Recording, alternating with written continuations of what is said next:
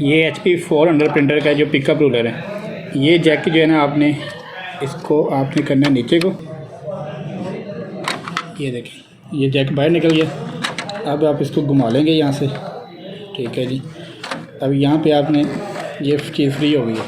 अब यहाँ से थोड़ा सा आप इसको ऐसे करेंगे तो बाहर निकलेगा पिकअप रूलर। इसको हमने करना है पेट्रोल के साथ साफ़, क्योंकि ये जो है ना पेपर नहीं पिक कर रहा।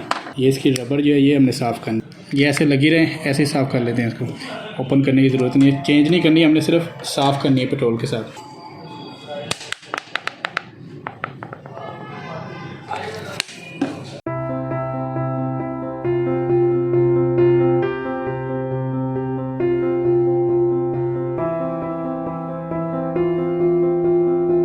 ये रबड़ बिल्कुल साफ़ हो गए, जितनी डस्ट थी इसके ऊपर से सारी उतार दी हमने। एक बार फिर इसको अच्छी तरह साफ़ कर लेते हैं।